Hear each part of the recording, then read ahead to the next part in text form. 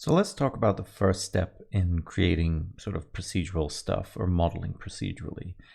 And I'm going to start with a simple example just to show you why I do things the way I do them and how they can kind of influence your workflow and speed up your workflow in the long run. So when you start at first, it might seem like some of the stuff that we're doing is kind of doing things the long way around or setting things up by taking longer than you would maybe model it yourself, but the advantages usually come further down the line. So for example, let's just start with a cube. Now, this is a simple cube, it's 2 by 2, it's a standard cube, and we'll add this into an array. And I'm going to use a constant offset in the array so I know exactly what's going on. So I've got 2.5 here. I'm just going to add in 4, copy, and let's do the same thing on the y-axis. And copy this one over again. I'm just going to close these up, and we're going to do the same thing on the z-axis. So now we've got a 3-dimensional grid of cubes. Now let's say I want this grid to be I want the bottom of these cubes to be on the floor of my scene, and I want them to be in the middle of my scene. Now, your first instinct might be to go into edit mode and move this along on the x-axis. So we could move it along 4 on the x, or -4 on the x-axis. We could do the same on the y-axis and so forth. Now, the whole point of doing this procedurally will become clear in just a minute. But the idea is that whatever we're doing to the mesh after it, we want to be able to go into edit mode and be able to edit it in a really easy way at all times. Which means, for example, right now this cube is in the middle of my scene. So that means if I were to use something like a mirror modifier and I only want to model one side of my cube, I want the rest to adapt or copy over the other side, I can still do that. Were I to move this over, then the mirror modifier is going to mirror my cube and I'm going to put it over here, and it's not going to look right, and it's going to be really annoying. So let's set this up in a way where we could still manipulate our cube, have it propagate to all the instances, but actually have the grid itself in the middle of the scene. Now this can be very easily done by using the displace modifier.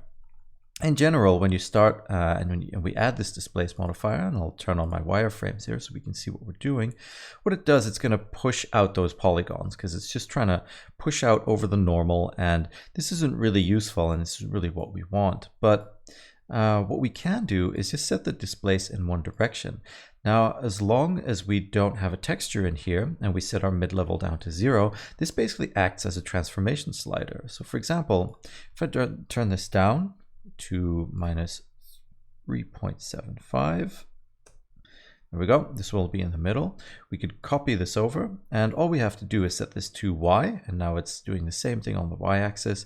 So we've got 2.5 in between each one, and they're 2 each. So that's just basically the math that you need to bring it up. And I'm going to copy this one again and set this to the z-axis. And for now, I'm going to set the strength to 1 because I know the cubes are 2 by 2 and they were in the middle. So just 1, pushing them up 1, and now they're on the floor. Now, this is what I mean by setting this up, where it maybe feels like we're doing this a long way around. But the main advantage of this is basically, if we go into edit mode, our cube is still in the middle. So we could still use something like a mirror modifier. And I'll just show you that to show you the full result of this. So let's go in here, grab a mirror. I'm just going to add this up to the top. Now, one of the things I'm going to do is I'm going to activate the bisect option. I'm just going to turn off all these other modifiers just so we can see the result of the mirror modifier rather. And turning on the bisect option basically is going to slice it into 2, and it's going to grab one side and copy it over to the other no matter what. So it's not this side, but it's the right side. So if we move this in, this will actually change our shape. Now, if we set this up and we turn all of this back on, you'll see this is propagated. And if we want to see our final result, we can add these in here. And then we can see our final cube, our starting cube in the middle here, and we could still manipulate it. So just looking at it in wireframe mode, if I grab these 2 vertices at the top and I move them over, you'll now see, because it's in the middle, we don't have to do anything fancy to get the mirror to work, but the cubes themselves will actually stay where they're supposed to be, and we've set this up and we can see a final result and only have to work on one thing. And that's exactly what I wanted to illustrate with this first part. I'm always looking for ways to set up a final result in that keeps my sort of source material, in this case our cube, as simple as possible, either to manipulate or just as low poly as possible, so we can do everything we want to do with the modifiers that come after it and keep it as lightweight as we can. Same if I bring this in, for example. Now we've got these cone-like shapes, and really all we had to do is just manipulate one, and the modifiers do the rest. So like I said, this is just a very, very simple first start. We could add anything we wanted onto this, but it just shows you that this is a nice way of controlling this. And these displaces really act just as transformation axes by setting them up in X or Y or Z. And it just allows us to control them a little bit more and have fun with them. So with that said, it's good to know that we can do this. And let's move on to the next example. For the second example, we're going to use that same technique that we used with the displace before and just apply it to something slightly different. So for this one, I want to create just a few cables, and normally what you could do is use the curves with this, but I want to create them using a different modifier just to give you an idea of some of the options that we have. So in this case, I'm going to start with a plane. I'm going to go into edit mode, and hitting the M key, I'm going to collapse them or merge them all down at the center. So this just leaves me with one vertex. And what I'm going to do is I'm going to throw a skin modifier on this. Now the skin modifier works in really fun ways. And just to illustrate what it does, I'm going to grab this, this vertex that I have here, and I'm just going to extrude it out on the y-axis. Now what the skin modifier does, it will actually create sort of a pipe or cube or rectangle around what we're making, which means that if I were to grab this and just move it out, we can actually create something that almost starts looking like a cable. Now, again, this might not be the most optimal way to do it, but I just wanted to show you another example of how we can use the displace as a transform. Now, you might be thinking, okay, this is great and all, but really I want this cable to be on the ground. So what I'm going to do is I'm going to add a subdivide modifier after this, just to smooth it out. I'm going to set up smooth shading here. And let's say this is our cable, but if we look at the front view, again, the cable isn't on the ground. And really all we need to do is just add in a displace modifier. And rather than have it displace over the normals, we're going to set the direction to Z, turn the mid-level to 0, and now it just acts as a slider where we can move stuff up or down. And now all we have is just a very simple tool to add this cable in here. And again, if we want to see the final result, you'll see that it jumps here. What we can do is just turn this on, which means the final result will be displayed in edit mode, and we can keep adding on to our cable as much as we want. Now, this could go up and down, but the bottom of the cable will remain consistent with the edges that we're creating, which means we've got better control and a nice little preview while we're working on them. Let me undo that for a second and add a few more. And what we could do is we could duplicate this vertex, maybe add another cable here, and then we could have it go over on top of the other one like so. And then over here in the item, we could set the Z down back to 0, and now we know the rest of the cable is on the ground. Extrude and constrain the axes once again. And there we go. And now we've got two cables that kind of run together. And we can move this up or down as we see fit. And again, because this is all based on very simple geometry, if we ever need to edit these, we can do the edits really quickly. We could do other things like maybe add in another subdivision surface, but add it right up on top. And that way the cables themselves smooth out. So we still have less control points. We still have these singular control points, but we can manipulate them and they'll be smoothed out because we're actually subdividing them first. And just to show you that, I'm going to turn these off. So really what's happening is now we've got multiple points and they're just being smoothed out by this subdivision surface. So you can see with a little bit of creative thinking, you can actually get some kind of intricate setups without having to put an awful lot of work in there. And the advantage, or one of the advantages that the skin modifier has is, let's say we want to have this part of the cable be a little bit thinner, maybe because it's been smushed and it's lying on top of the other one. We can hit Control A to make the thickness a little bit less, and we can bring it back up. And now maybe this cable has been through something and it's been smushed on top of the other cable. But again, we have all the controls of having this simple I wouldn't call it a rig, but just this very simple geometry. And that kind of goes back to what I was saying in the first lesson is my goal with this stuff is always to create these things using as little control points or as little geometry as possible. This basically comes from the idea that whenever I'm creating work for a client, they might change their mind about things, and I always want to be able to go back as quickly as possible. Now, once you're done with this, you could easily collapse this down to a mesh and then edit it in different ways, or maybe even sculpt it if you want to sculpt in details. But this just goes to show it's a really powerful and quick technique to do stuff like this, and it remains completely modular, and we can move it around, we can mess with this and do all kinds of stuff really. And all we need to do is go into edit mode and let's say fix this because it's being subdivided, and now they're on top of each other and they're no longer intersecting. So again, very simple idea, but it just goes to show you that the displace modifier can be used to transform stuff in interesting ways. So let's talk about coordinates in modifiers. This might seem fairly straightforward, but it's good to go over it nonetheless, and just to understand the different parts of them. So to do this, let's start with a plane and subdivide it a bunch of times, just so we've got something to work with and I can show you exactly what I'm talking about. Again, I'm going to throw on a displace here, maybe set this to 0.5 or something like that. And we're going to throw in a texture and add just a simple texture, maybe make it a little bit bigger, and set this up to where you can kind of see what's going on. Now, the shape of this isn't really important, but it's good to know the texture sort of correlates with the shape that we're seeing here. Now let's actually talk about these texture coordinates. You might have used these already in shading before, but they also apply to modifiers, and it's good to know the difference because you can use them in interesting ways. For example, by default, this is set to local. So that means the coordinates are actually being pulled from the object's origin over here. Now, we're in the select tool, but over here in the options, and actually I'll hit the N panel, or the N key to show the side panel over here. What we can do is we can affect the origins of this object. So the moment I turn this on, you'll see it'll show me the axis of the origin. And if I move this around now, you'll actually see the texture move on the plane and the displace move accordingly. Because once again, it's grabbing the origin as its point of origin for the texture coordinates.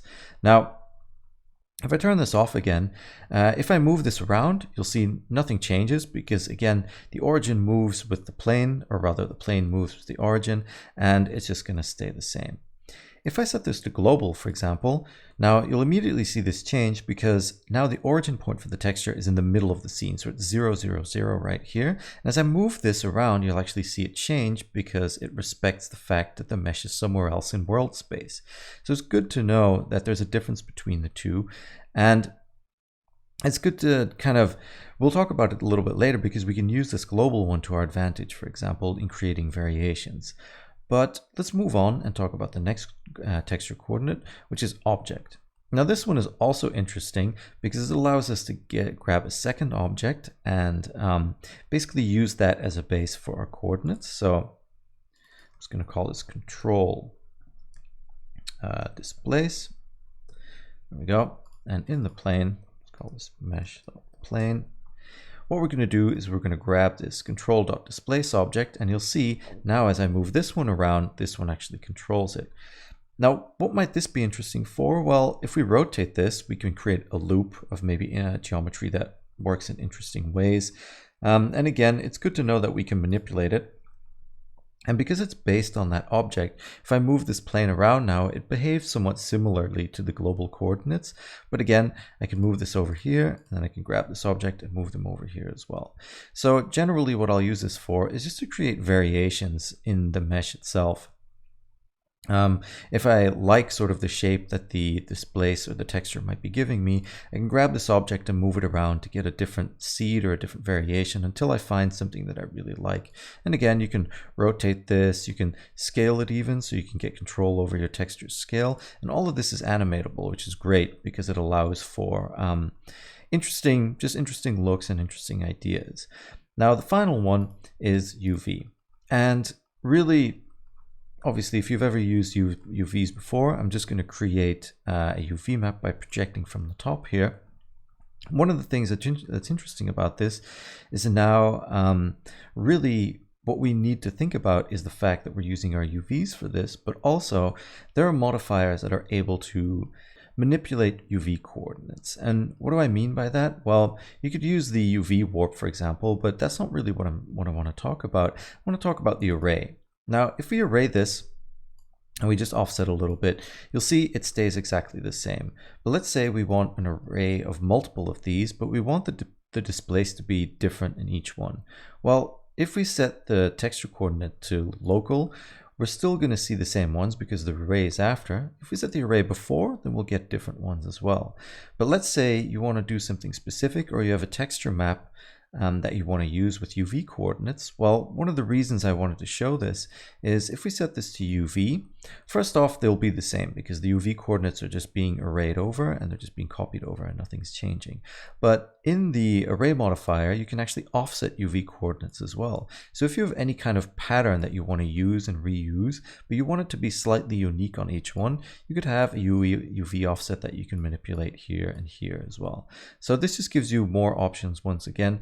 And the cool thing about UV maps is you've got more than one UV map. So if we add in multiple ones, you could have multiple displace modifiers using different UV maps and blending them all together and moving them all around with different offsets as well. So it's kind of cool. Like once you start getting creative with these kind of thing, there's really a lot of options to explore. And I think we've gone through the three sort of basic premises here, and from now on the examples will start getting a little bit more advanced, and we'll see how we can manipulate some of these basic concepts and layer them together to create some really cool and interesting effects and setups.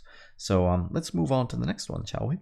Now that we've talked about those three basic premises, let's actually create a more practical example and see how we can use some of this stuff to build, I guess, setups from really simple geometry and create sort of more complex effects towards the end of this session. So let's create a rope and see how we can create this almost completely procedurally and kind of show you the advantages and disadvantages and how to control some of this stuff. So I'm going to start by creating a cylinder, and I'm just going to give it 6 sides. So we've got very simple geometry to work with.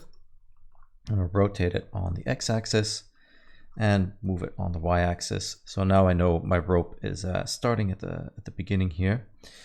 And grab these 2 faces and delete them. And let's grab this and put it over here.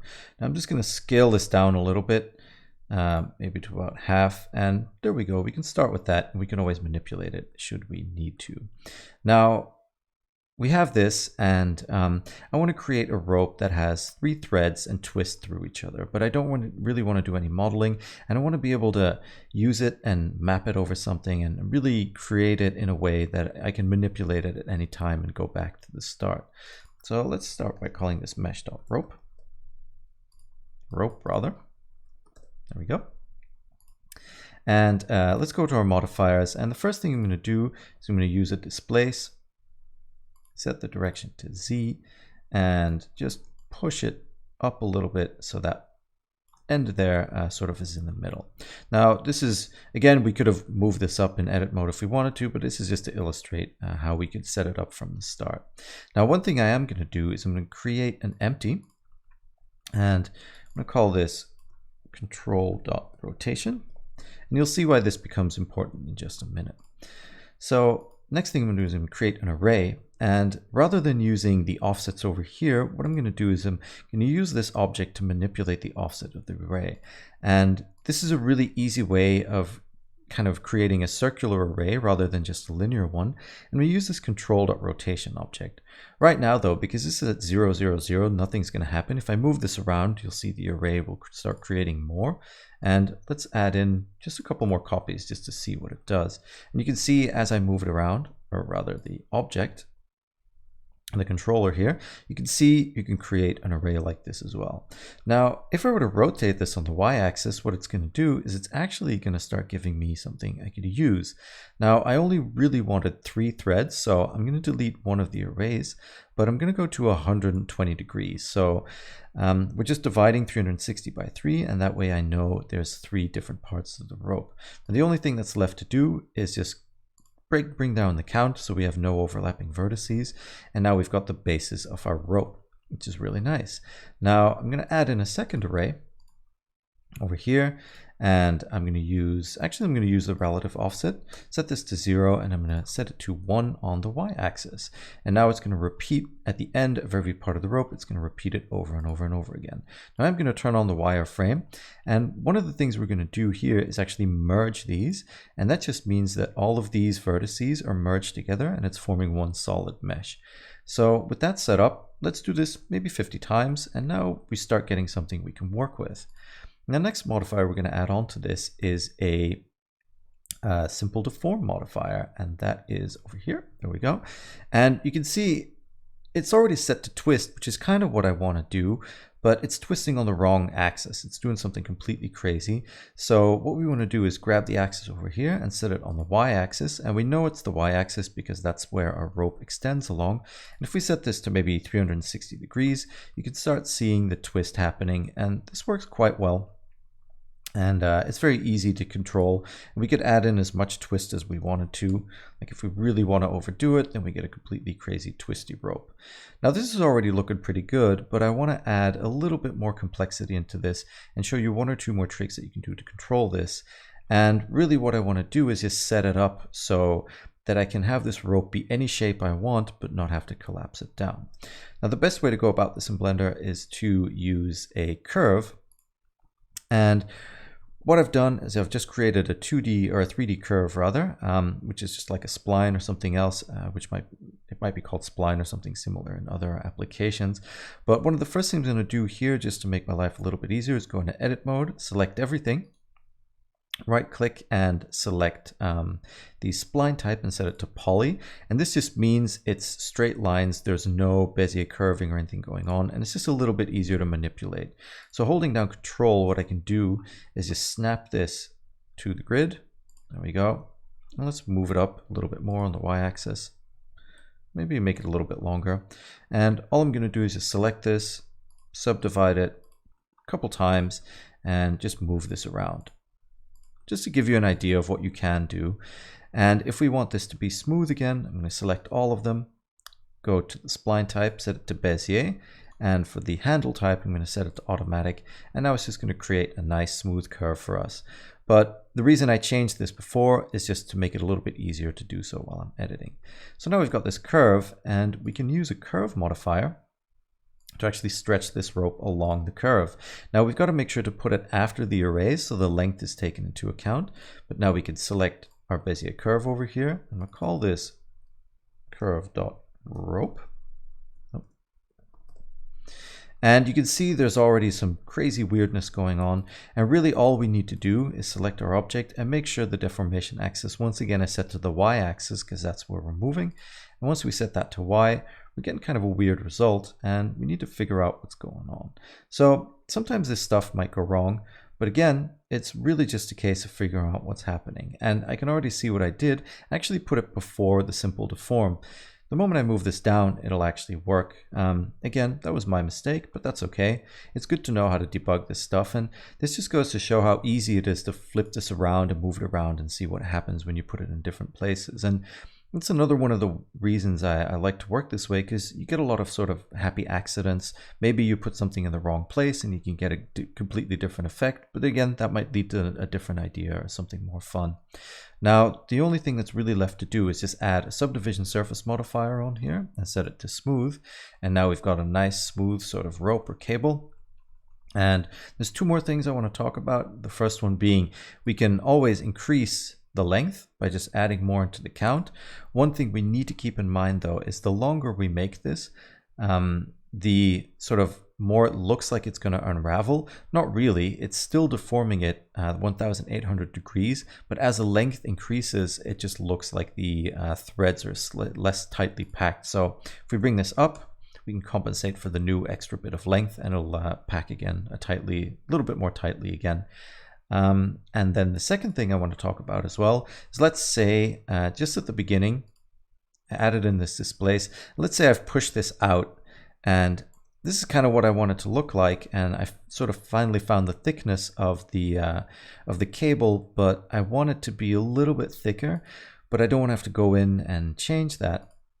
So towards the end here, I could add in another displace, and really all this does is acts as a way to either make the mesh thicker or thinner. So if we set this to a negative value with the mid-level at 0, we can make it thinner, but if we set it to a positive value, we can actually thicken up that cable and keep it completely procedural. So that way we can move this around up and down, and we could even make the cable thicker and thinner if we wanted to. Now it's probably best to move this up to the top. The reason for that being, now we get a nice pushing out of the cable at the very beginning, and we know that it's going to look all right.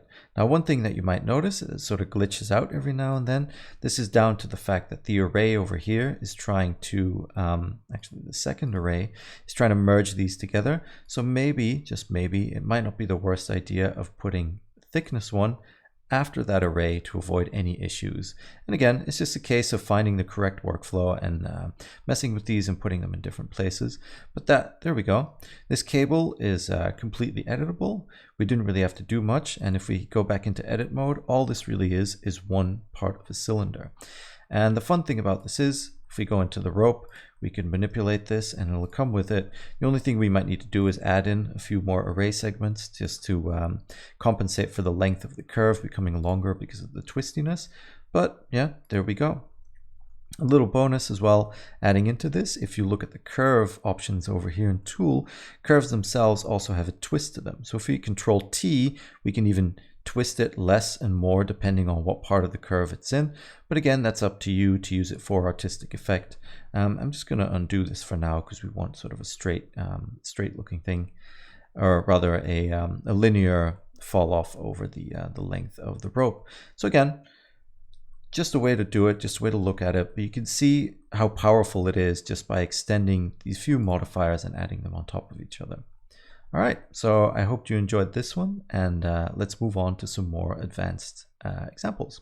In this chapter, we're going to talk about vertex weights, and first we're going to look at the different ways to generate them, and then we're going to look at the different ways we can manipulate them within the modifiers and use them together. So let's start off by just creating a plane.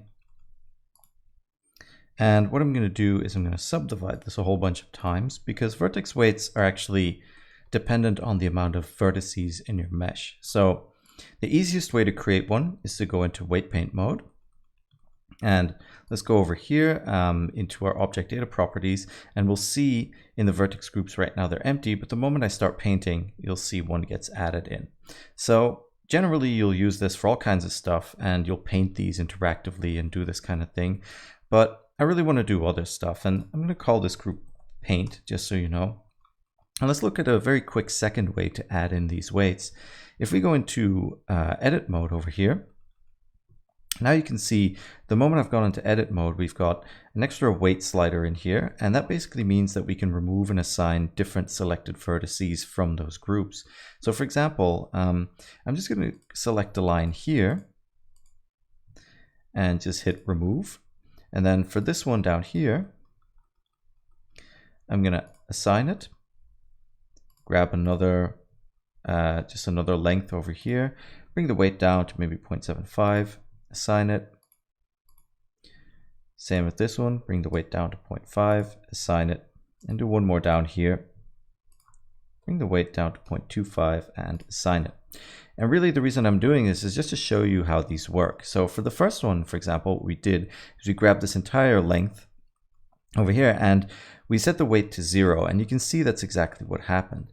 Now the other thing that becomes visible as well if I turn on my wireframes is that you'll actually see that it interpolates between the different vertices. So by default, this group was empty.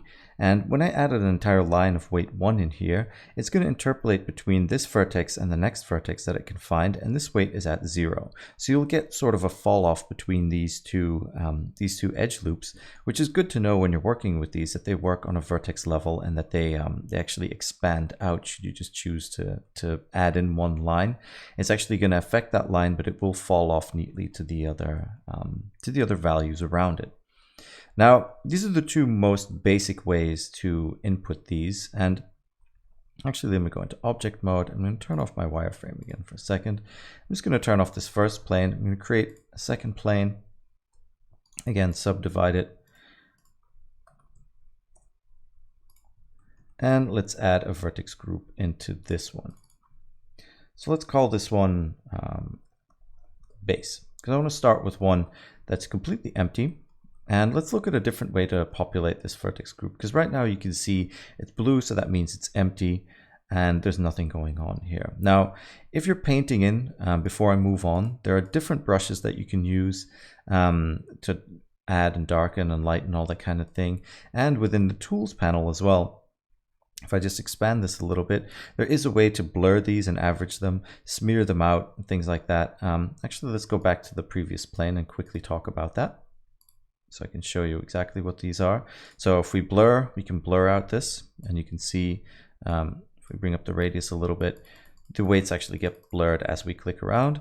If we average, it's going to try and take the average of what's ever in the brush. So let me just tone down the brush size here. And you can see it's going to try and average those out. Smearing is just sort of pulling them out. So you can use this for all kinds of artistic effects. And then the gradient option will actually draw a gradient, which is quite useful as well, but we'll look at another way to add in a gradient. Same thing. If you want to be able to draw these weights very quickly, you can just sample a weight with this tool, and then whenever you go back to draw, it'll be the weight that you sampled. So this is a very, very quick way to show you all the different tools that are in here. Now, obviously this isn't procedural. So this is great for when you're working on other things like armatures and skinning and that kind of thing. But what we want to do is we actually want to add stuff in procedurally and be able to control it with modifiers and maybe some control objects. So again, I've gone to the second plane here, and in our base, we just have an empty vertex group, and we want to add stuff in with a modifier. So vertex weights actually have 3 modifiers associated with them: vertex weight edit, vertex weight mix, and vertex weight proximity. These all each have their own unique functions. The vertex weight edit basically allows you to edit any vertex group, and we'll have a look in a minute how that affects different things. This will also allow us to inject weights into an empty group if we want to. The vertex weight mix is sort of like a blending mode for different vertex weights. So if you have multiple weights on one object, you can have them interact in different ways, which makes for really interesting effects. And the vertex weight proximity will activate a vertex weight if an object becomes closer to it. So you could control it with an object that's a little bit closer. Now this one, we're not going to spend too much time on. We're mainly going to focus just on the vertex weight edit and mix in this chapter. So with this empty group, I'm in weight paint mode just to show you what goes on and to have an interactive preview. So I'm going to add a vertex weight edit. Now we created this empty one called base, which we're going to select. And I'm just going to say to the modifier that, okay, if I add this group add, basically what it's going to tell it is you're allowed to add in vertex weights to this empty group. Now, right now, we're not really adding anything. And what we can do is we have a curve, and if we modify this curve, you can see if we had a weight that's been painted, it'll actually modify this weight as you would use a curve in different software. And you can see you can do all kinds of crazy stuff with it. You can go really nuts and just mess with the curve and try all these different things. If we bring this back down to 0 and we set the weight to 1, you can see the way it gets painted in. There's a lot of weirdness going on, but we don't actually want to do that. So I'm just going to select everything. Go back in here, set my weight to 0, set them to assign, or you could just hit remove to remove all of them as well. Same thing would work.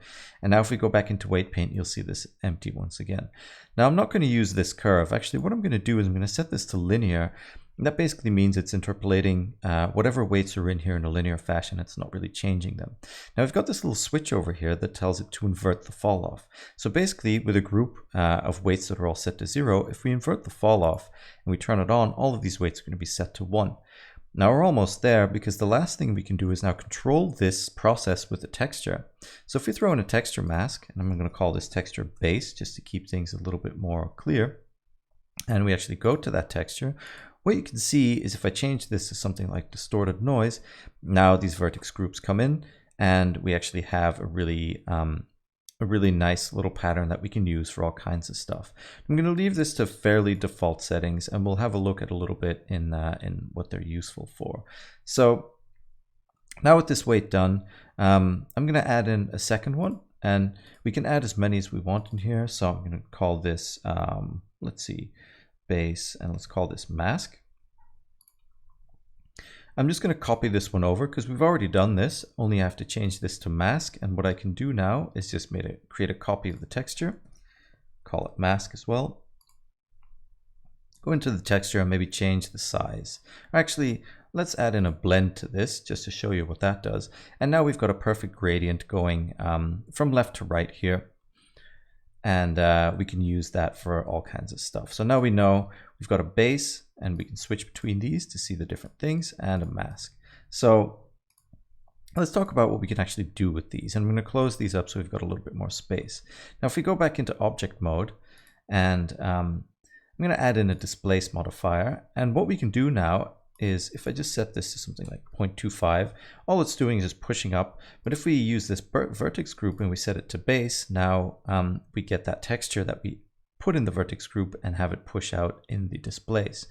Now at this point you might be saying, okay, this is great and all, but why can't I just add the same texture? Because if I remove this, select the base texture, really the same thing happens. Well, the power of these vertex groups comes in the fact that you can manipulate these. So for example, if I grab this base, and I'm just going to add in another vertex weight edit to show you exactly what's going on, grab the base, and rather than putting in a texture here, I am going to use that custom curve. And we could manipulate this after the fact. So now you can see you could put all kinds of extra details in here and you can mess with it all you want.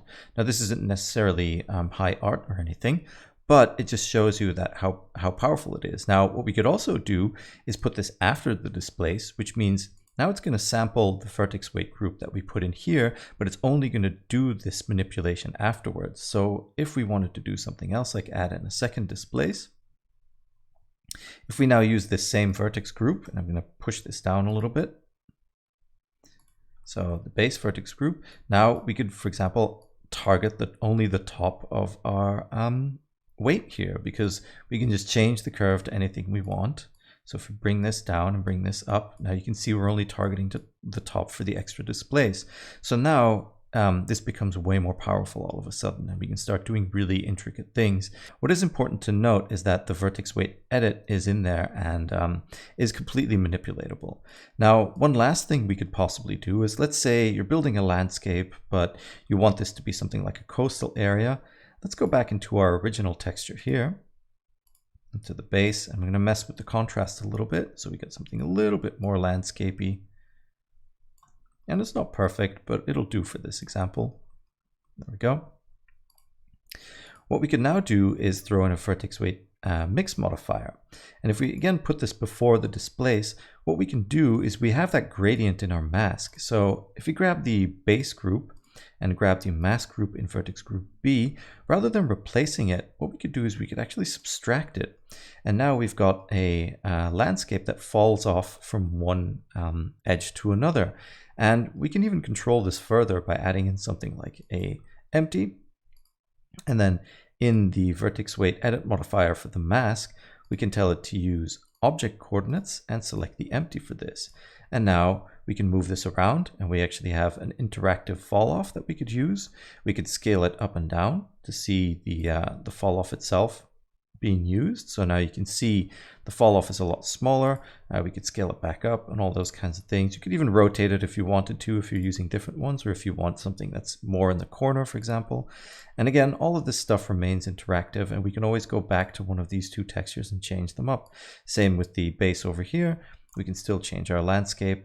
And again, this is just a really great way of controlling where all of this stuff is happening. Now, obviously, the displace isn't the only modifier that uses this. There's so many different things that we could do.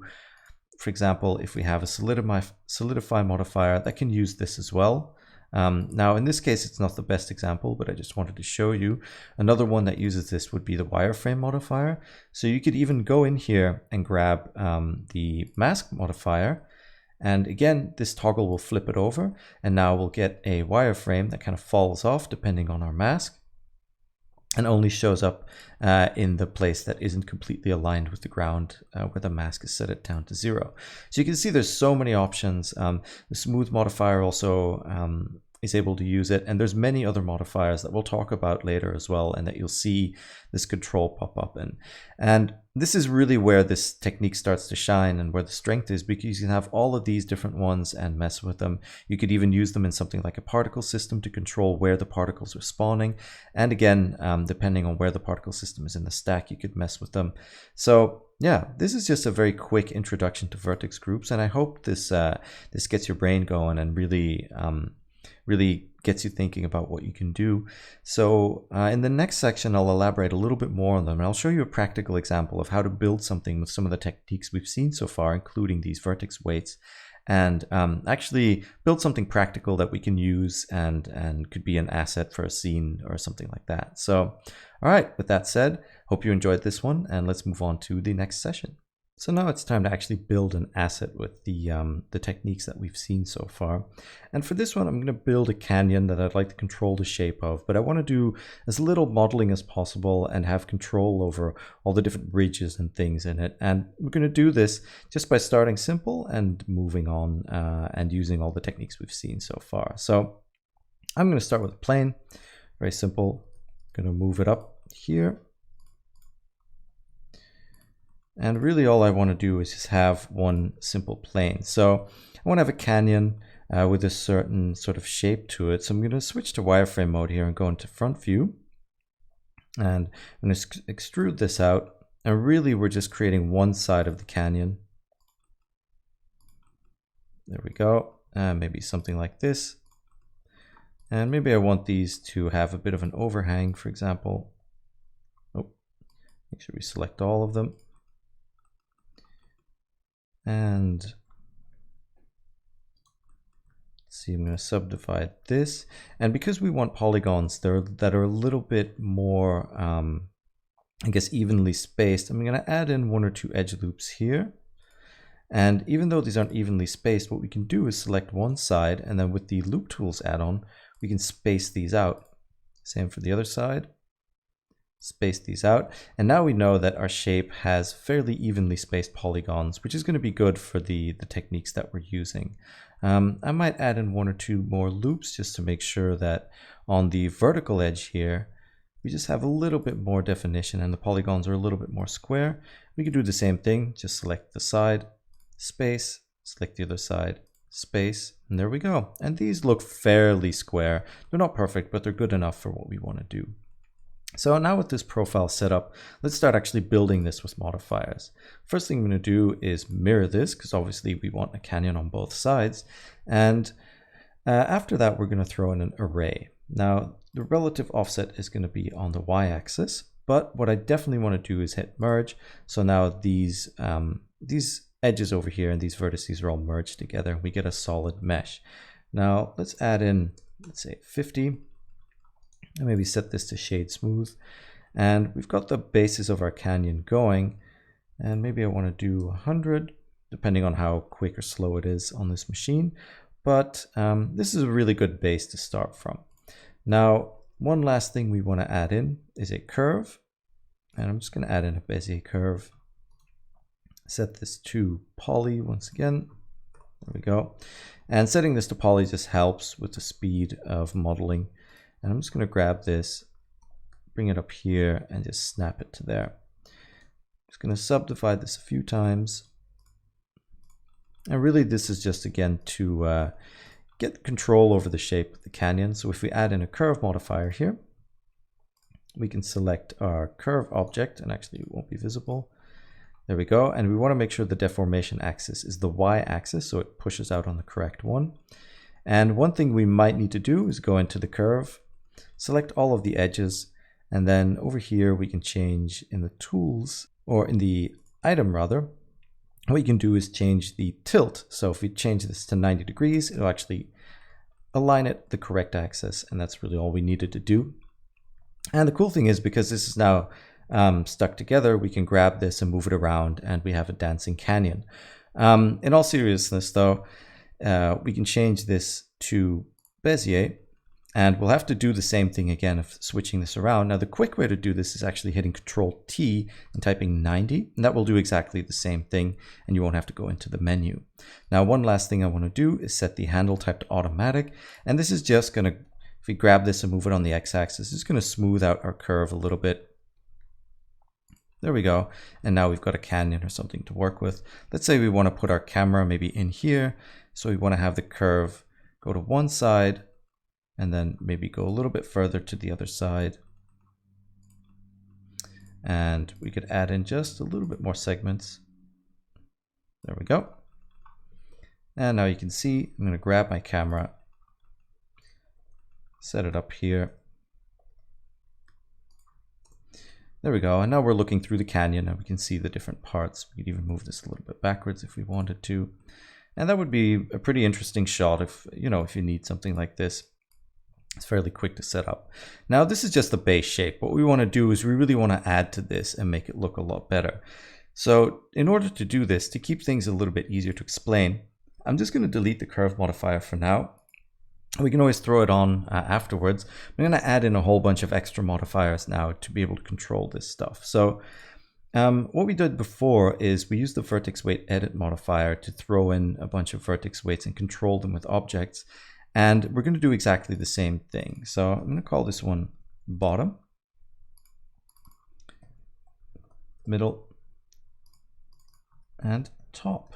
So basically what I want to do is I want to have different textures for the bottom of the canyon, and then for sort of the striations of the canyon here, and then for the top of the ridge here as well. And we're going to use vertex groups and some objects to control where those textures are being used to displace the mesh itself. So let's start with the bottom one, set it to group add, invert this, and now if we go into the weight paint, you can see if we go into the bottom group, it actually fills up completely. So one thing we need to do is add in the bottom texture.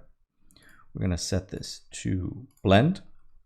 If we go back into the weight paint group now, we can see that it's doing its job, but we want to control it a little bit more. So let's add in an empty, and I'm going to add in a cube so we can visualize the size of the texture a little bit better. And unfortunately, we can't really see what we're doing while at least in the vertex weight mode. We can't move this around because we need to select a different object. So for now, all I'm going to do is I'm just going to grab a displace. There we go. Sorry about that. Grab the bottom here. And now when we move this around, we should be able to see it move around if we set our texture coordinates to object and select the empty. Now I'm going to start giving things name here. So I'm going to call this control.bottom. I'm going to call this mesh.canyon.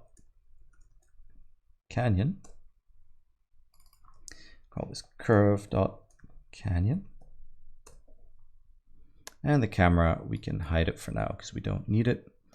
So now with this selected, you can see this is set to control.bottom. If I move this around, you can actually see that curve change.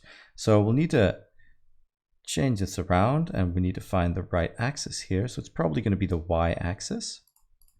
And let me just check the weight paint. Yep, that's exactly what we want.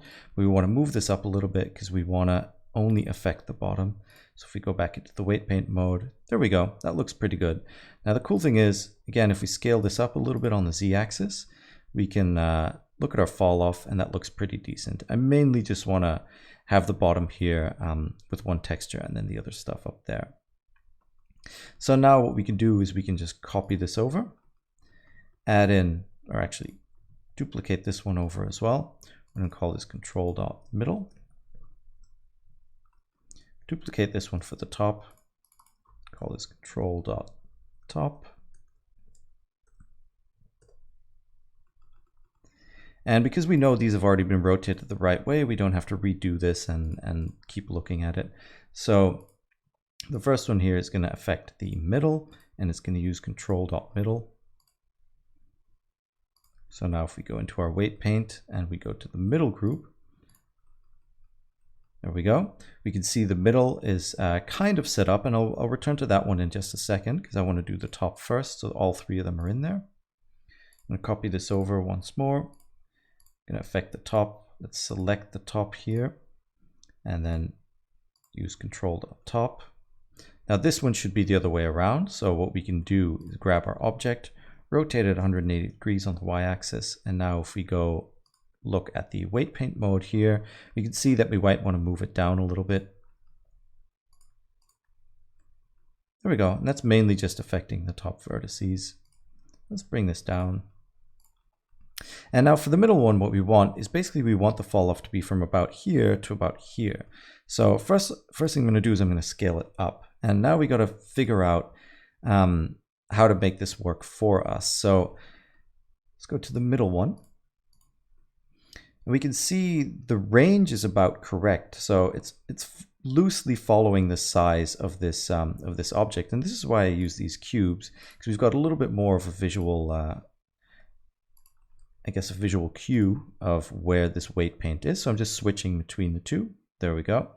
All right, that's in there.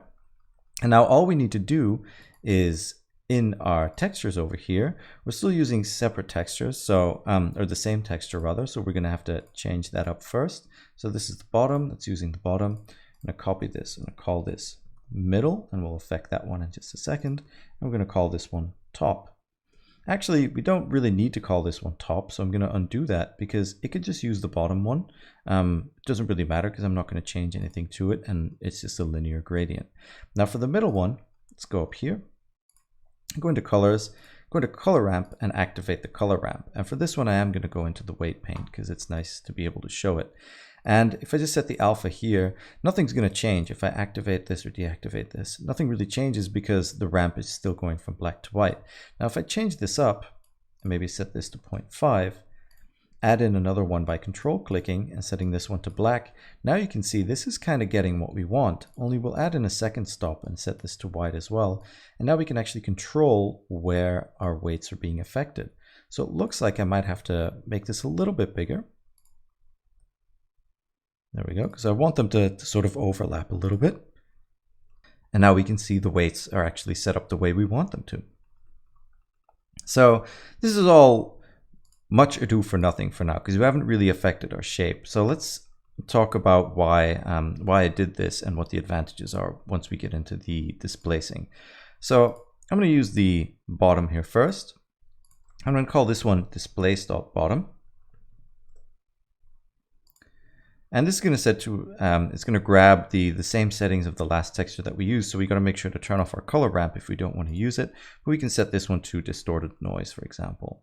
Now, I use distorted noise a lot in these tutorials, mainly because I just like using it and it's quite flexible, but you can use any texture you want. You could even use a UV texture, so a texture that you find online or whatever. This is all possible as well.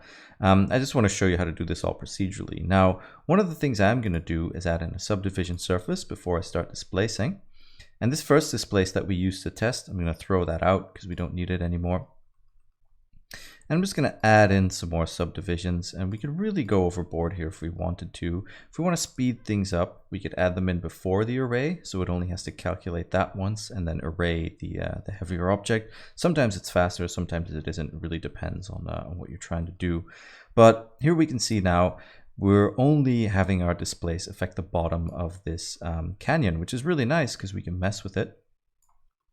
And we could go even further and add in another empty here. I'm going to move this over to the side so we can see what we're doing. I'm going to call this control.displace.bottom.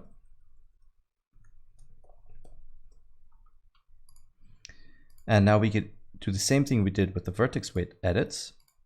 Go into the texture coordinates, set this to object, and use control.disp.bottom. And now we could even scale this out, for example, if we want this to be smaller or larger. So we can really mess with this. Maybe I want this to be a little bit more stretched than the y-axis to give it a feeling that there was something going on there, or maybe some water used to rush through it. And again, if I would do this for a final scene, I would put a lot of time into the different noises and things that I'm using. For now, I just want something that looks kind of okay and illustrates what we're trying to do here. So maybe push up the displace amount, something like this. There we go. Now we're going to do the same thing for the middle. And I can see something's going on here, and maybe what I want to do is do this after the array after all, just so these edges stay connected and we're not going to run into any issues. I'll close this back up. I can copy this over, set this to middle, and I'm going to add in a new empty. I'm going to move this up here so we know that's the middle one. Call this control dot disp dot middle. There we go. And select this again. And really all we need to change is this this texture over here and grab the middle one. And let's have a look at the texture. I'm going to reset the contrast. And for this one, what I'm going to do is actually, I'm going to scale this on the Z-axis. And now we get these sort of longer looking striations, which work quite well for a canyon. We can scale them up a little bit. And now we can go back in and mess with the contrast and things again, if we really want to. So bringing this down, actually, I'm in the wrong one. Make sure we're at the disp.bottom.1, which should be middle. So you can see how naming things becomes quite important when you're setting this stuff up. But going back into the contrast, we can just bring this down a little bit. Maybe we can just use a different noise type. There we go. It's starting to look pretty cool. Yeah, we can go any way we want really with this. The crackles might be a bit much. Maybe bring down the amount of distortion. And again, this is all up to you. If we push these in, or maybe push these in that way, we can increase the strength a little bit. And the fun part really comes to when you've got this all set up. Now, if we select our middle mask over here, our controller, we can start blending this with the bottom and make it look a little bit more natural to where these textures flow into each other. And for this bottom one, I'm actually going to change it so it looks slightly different. So let's see what happens if we change the top one to cell noise. There we go. That could look pretty good. And all that's left to do now is do the same thing for the top. And actually, what I'm going to do is reset this one at the bottom and just move it up. So our controllers are sort of in the middle of our other controllers, and we have a bit of an overview that makes sense. So for this last one, grab plane axes, move it up, give it the right name. There we go. Grab our object, copy this over, and let's create a new texture. Call this displace.top, and make sure we grab the top controller here. There we go, and the top vertex group. And let's check this out. So this is a blend once again, but we're going to change this to, let's try Voronoi, see how that works out. We can bring the size up here, or we can scale it up here as well. Now our displace is set to push in as well, so we're going to change the mid-level here down to 0 so we don't get too much weirdness. And now you can see there might be some issues with the two displacements overlapping. So we could even grab this top one, move it up a little bit so it's not quite as extreme. There we go. And that's starting to look pretty interesting. Again, Voronoi might not have been the best choice. See what happens with the coloring. We could make this even bigger just to get a feeling that like it pushes out different parts of the mesh. And one thing I want to do before we do anything else is I'm going to add in another displace modifier. And I'm going to add it before we do all this stuff. Maybe after the vertex groups, so we still have control over the shape, but really all I want to do is just add in a really big texture, maybe like 15, something like that, and just add a little bit more variation into it. So I'm going to set the mid-level to 0, and really all this is doing is breaking up our main pattern a little bit. There we go. And again, it's up to you to change these different textures. I mean, this top one doesn't look that great, so let's tweak that one. But this is what I mean, like once this is set up, you can actually have a lot of fun with this and really try different things and mess with them and just, like I said, overall have a lot of fun with them. So let's see from our camera view, what does this look like? It's starting to look like a bit of a canyon. Maybe let's mess with the bottom one.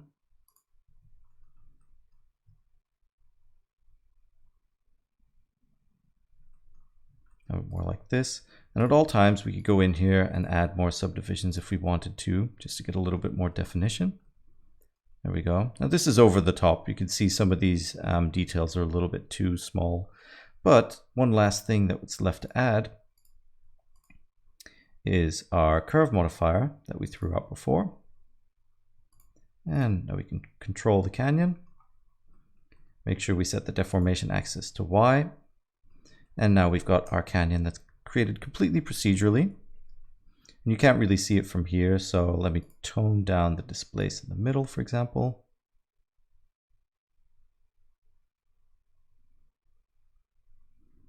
And you can still see that shape looks pretty nice. And again, it's up to you to mess with this.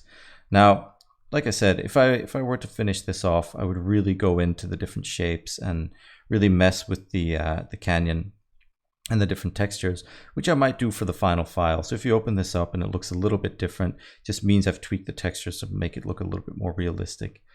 So like this bottom one, for example, let's make it larger again. And maybe add in some contrast.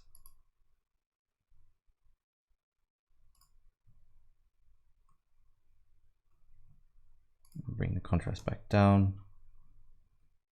There we go. Like you could have a smooth bottom, for example, and for the middle one, I might just make them a little bit bigger so they're not quite as overpowering. And you could still throw textures on here, project all kinds of different textures on here and get different results. But now you can see this looks pretty cool. If we were to do something else and actually grab this one and bring it down. So now I'm affecting the bottom one.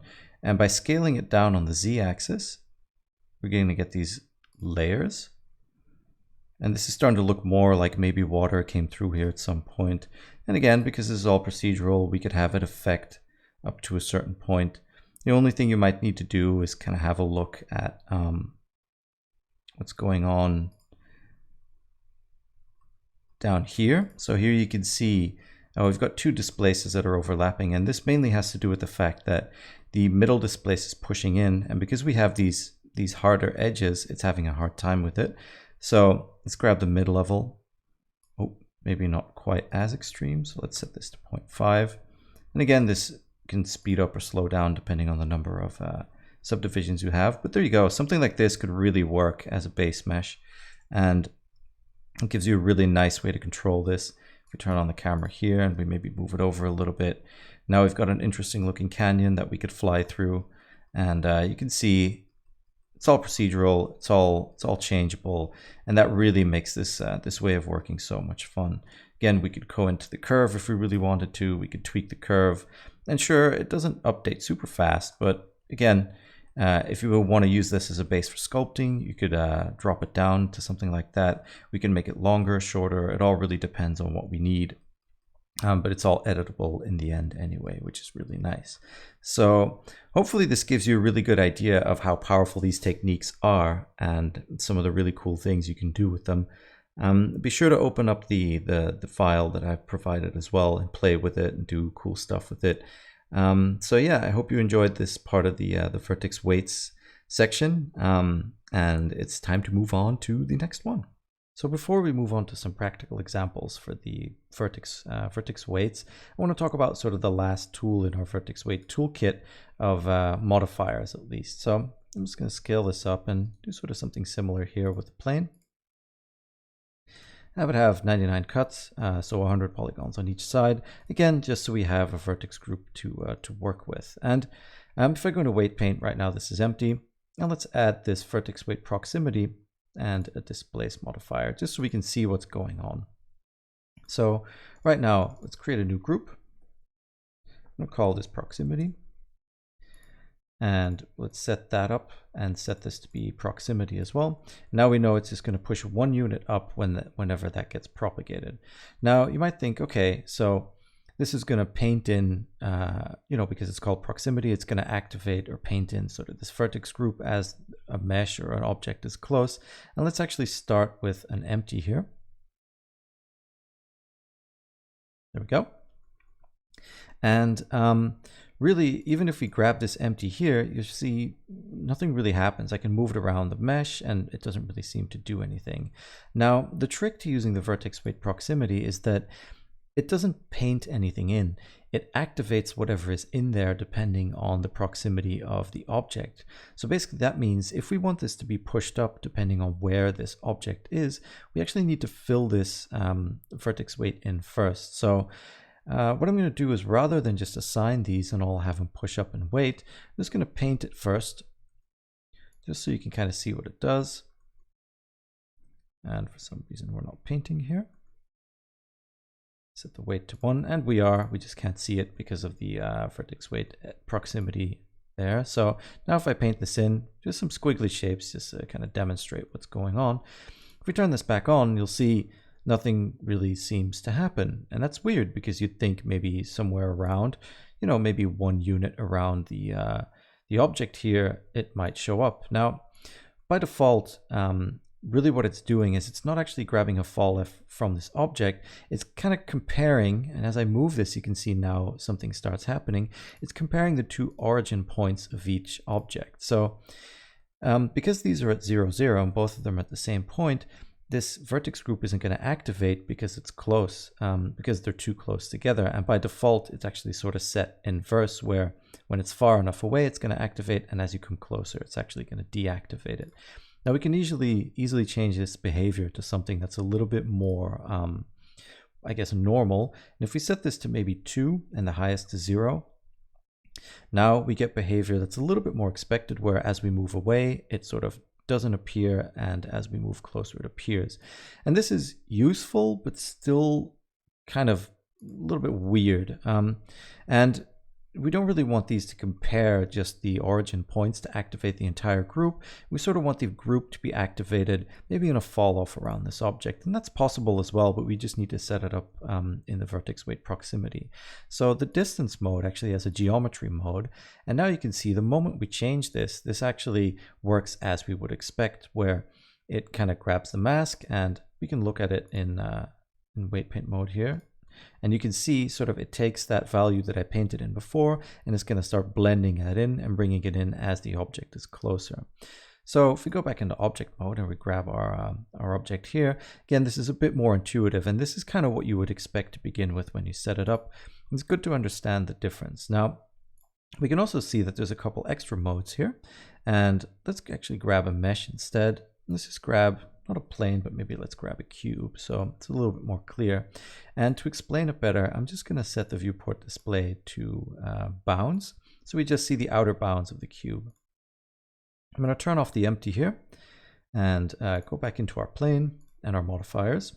And rather than using the empty as a target object, I'm now going to use the cube. So now what you can see, by default, this is set to vertex. As we move around, you can see sort of the edges or the vertices of the cube is sort of where it maxes out. So it's not going to give us a full kind of proper volume of the cube or anything. It's just going to use the vertices. And you can kind of see that as I'm moving it around. So as I bring it down, you'll see sort of a peak because we've got the corner vertices from the top of the cube. And as I move it up, it's going to peak because we've got the corner vertices of the bottom of the cube here. Now we could also set this to edge. Now you're going to see it sort of respects the edges. You can see there's a bit of a shape in there. And as we bring this down, you can get more of a sort of an edge feeling, and you can see sort of that bottom edge show up. And we can also do faces. Now it's good to know that, as you can see, if we bring the fall off down, it's really the individual faces. It unfortunately can't do volume. It can only do faces, edges, or vertices. So that is something to keep in mind.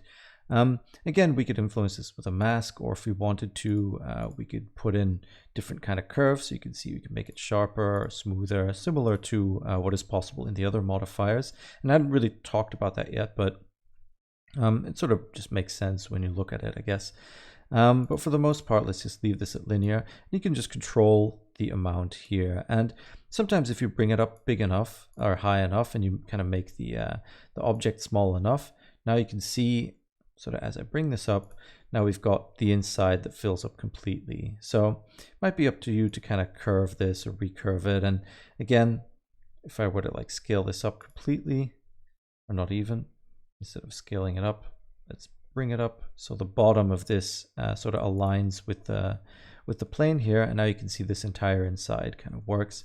And if you really wanted a different fall off here anyway, you could then also go in, add in a vertex weight edit, grab that proximity group, just put in a custom curve, and then just recurve it a little bit so you get a different fall off if you wanted to. So again, these are all sort of interchangeably usable. And now we get an object to control this. Now we'll talk about dynamic paint a little bit later as well and how to set that up for a bit more advanced effects like this. But for simple stuff, this is quite useful, and you can really, really easily set something up. And in one of the project files, we'll see how we have a landscape with a road running through it. And we're basically using a vertex weight proximity to kind of cut out a valley in the landscape and have the road run through it. And yeah, that's sort of what I use it for, and I find it quite useful for, but it's just good to know the limitations of what it can and can't do. And like I said, it's a little bit tricky to set up and wrap your head around. So hopefully that that definitely helped out with understanding how to set it up. And yeah, I would say have some fun with it, and let's move on to the next video. So in the previous chapter, I set out to create something specific, but really what these techniques are all about is experimentation. So let's just try something out here and try and have some fun with them. So I'm going to start off by creating a plane, scale it up a few times so now I know it's 10 by 10 units, and let's subdivide it. Maybe, oh, let's undo that, subdivide, there we go. And maybe subdivide it 49 times, so we've got 50 cuts. Again, this is just an arbitrary number, but I want to show you how you can experiment with this to maybe make something technical or cool looking or whatever. And I don't really have a set idea of what I want to create going in. I'm really just going to string some techniques together to see if I can create something fun to play with. And yeah, so let's dive straight into that. Now, one of the first things I'm going to do before I start adding modifiers is edge split all these edges. And you'll see why in just a second. Actually, let's move over to the edge menu, right click and edge split. There we go. And now each of these polygons, if I were to go to individual origins over here and scale, you'll see none of these are connected anymore. And that's what I want because there's something I want to show you that's pretty interesting. So let's go back into object mode and let's add in an array. Maybe array up 0.25, maybe 0.5, something like this. And again, it's just about experimentation. Let's do 10 layers of this, or maybe 20. And this might seem like a lot of geometry, but it doesn't matter. All these modifiers are pretty quick to process this stuff anyway, so that's fun. And once again, I'm going to add a vertex weight, and I'm going to populate my group by throwing in a mask. So let's call this mask.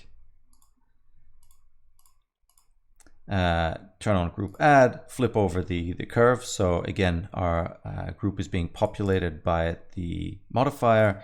Throw in a mask texture, select it, and I really like this cell noise, so distorted noise set to cell noise.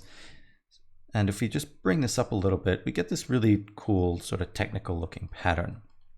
Now, one of the things I want to do in the colors is I want to make sure that I'm hitting sort of the full range of the vertex weight. So you can see, if I just bring this down a little bit again, you can see there's some black and some kind of white in here. And I want to make sure that I'm hitting values from 100% down to 0%.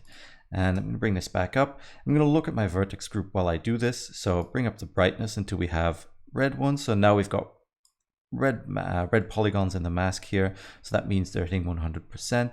And we're going to bring the contrast down a little bit, just maybe to have a little bit more variation. And just playing with these two values, I want to have as much variation within the mask. There we go, maybe something like this, and that gives us something to play with. Now, the reason I edge split these vertices at the start is because I want to do something funky with them. For example, if I throw in a smooth modifier now, and let's say I just add in a whole bunch of iterations, what you'll see happen is now each one of these polygons is just going to become smaller. The cool thing about a smooth, if it's operating on individual quads, it's just going to make them smaller, or you could reverse the factor, and this might blow up a little bit. But you could actually make them bigger as well if you look at the individual polygons here. So we can control the size of these polygons, and that's good for a number of things. But really, it's mostly just to have fun with creating shapes. Now, if we throw the mask vertex group in here, you'll start seeing that it gives us sort of an interesting look. It's like a block that's broken up. And again, this might be quite hard to see on the recording. But that's okay, because what I could do is add in a solidify modifier here, maybe set it to 0.1. Or actually, let's have a look at what we set the array to. We set it to 0.5 even. So if we set this to 0.5, now we fill up this block. And again, we could use that same vertex weight in the factor section over here. And really all that's going to do is it's going to grab the thickness and adjust it according to the mask. So 100% weight in the vertex group is going to give it a thickness of 0.5, and 0 is going to give it a thickness of 0. And that's all dependent on the factor. If I were to set this to 0.5, then the thickness is going to range from 0.5 at the very thickest end and 0.25 at the lowest end, because we set this factor to 0.5. And really what this is controlling is the minimum thickness based on the thickness that you give it here.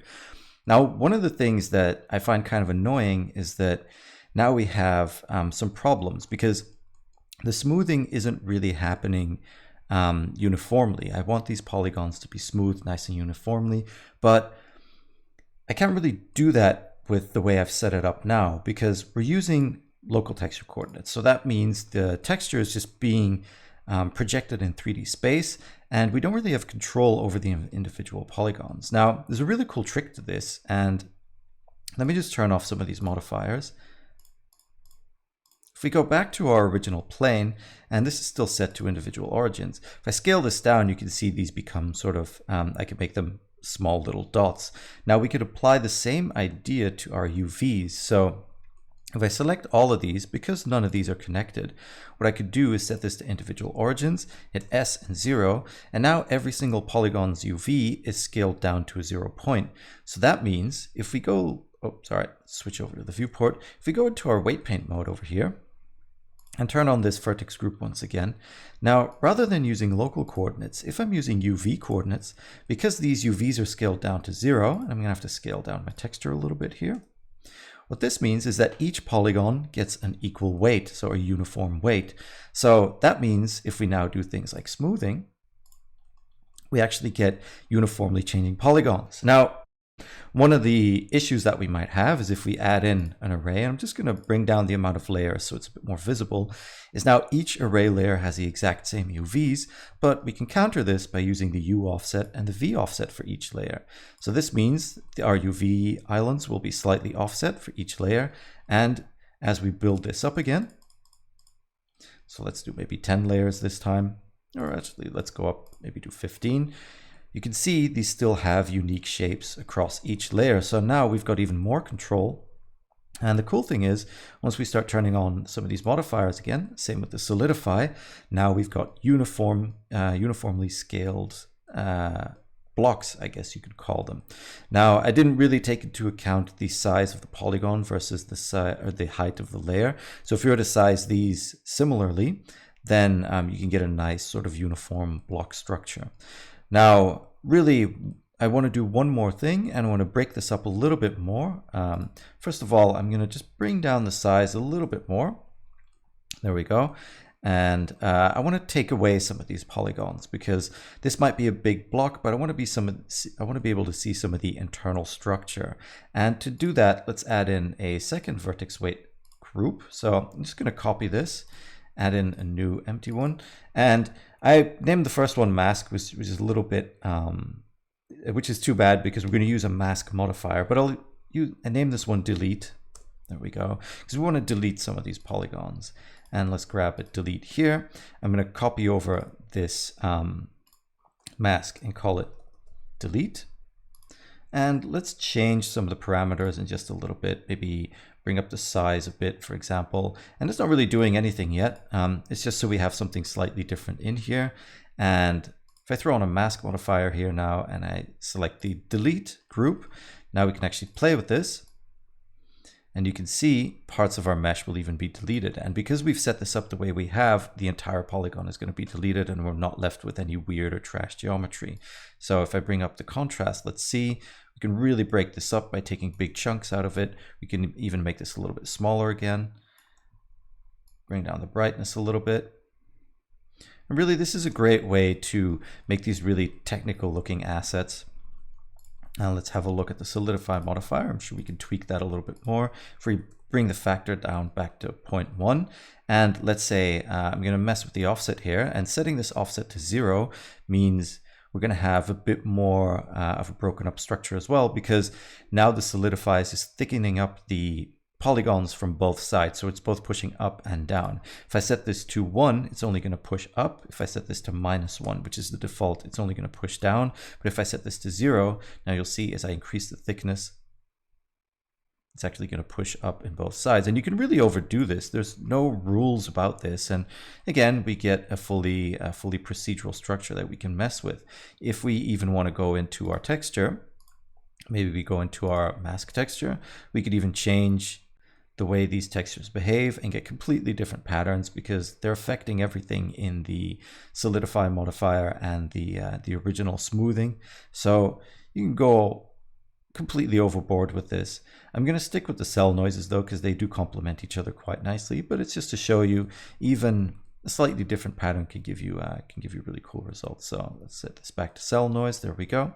And really that's about it for this. Again, it's all about experimenting. And once you start getting a hang of this stuff, you can really start pushing it any direction you want and start having a lot of fun with it. Now, one final thing I'm going to do is I'm just going to add a bevel modifier. And this will slow stuff down a little bit, but it just gives you an idea of what else we can add to this. So let's see. There we go. If we give this just a little bit of a bevel, then the sort of the blocks themselves, if I turn this back off, you'll see they just get a little bit more definition, and it just helps, especially when we move on to shading later. When you throw on a light here, it will really make it pop. So there you go. I'm going to turn this off because it's a little bit slow, but you can open the file for yourself and play with it and see all kinds of stuff we can do with it. And in the next chapter, what we're going to do is we're going to actually grab this same concept, do something somewhat similar, but we'll look at some other tools to combine with this to create a completely separate look that has its roots in the same techniques. So let's move on to that, shall we? So let's create another grid. And I know what you're thinking at this point, another grid, why? We just did one. But the thing is, there's so many ways to approach this problem, and it really gets your creative juices going. I just want to be able to show you as many ways to do something like this, because when we're working procedurally, there's another sort of, I guess, rule I wanna talk about, and there's no such thing as bad geometry. So sorry about that. Let me switch over to the plane here, and again I'm going to subdivide this a bunch of times. Maybe this time, rather than doing that many subdivisions, let's do maybe 19. We can always add more in if we have to, and grab a array once more. And again, this is quite similar to the previous lesson we set up. Let's see, maybe if I set this to 1, there we go. Now we get a nice little array going. Let's do 10 of these. Maybe we can always up the amount if we want to. Now, what do I mean by there's no bad geometry? Well, the fun thing is, we can really think outside the box when it comes to this stuff. And for example, if I were to throw in a displace modifier here and add in, once again, that same texture, I love this cell noise stuff. And really what I want to do is maybe add in some subdivisions, and I'm going to throw these on top here. Set these to simple, so we're just adding simple subdivisions and we're not doing any smoothing on top of it. Now this looks like a complete mess, but once we start pushing this up a little bit in size, there we go. Maybe something like this, maybe set it to 3. This is starting to look interesting. Now, it's still no like decent geometry. If I were to add in a few more layers to this, maybe 15 layers in total, and really push this strength up and down. Now we get all these polygons sticking through each other. And this doesn't really look like it could work or it could do anything. You know, it's kind of bad. But what we can do with this is we can remesh this. And once you start getting into remeshing, there's a lot of really interesting things you can do. For example, if I throw on the remesh modifier, by default, it's going to be quite slow. It's going to use the new voxel remeshing, but I don't really want to use that one for this example. What I want to do is use the block remesher. And what this is going to try and do, and if we remove these disconnected pieces, it's going to try and create like a blocky grid of whatever we had in there. And it doesn't really care about how good or bad the geometry is. So if we go back, all of this stuff is sticking through each other, but it's still going to try and somehow create a mesh that's somewhat decent to use. But if we start pushing up the octree depth here, and it might get a little bit slow, so I might turn this up and down as we're going through the tutorial, you'll see now we're starting to get some really interesting geometry.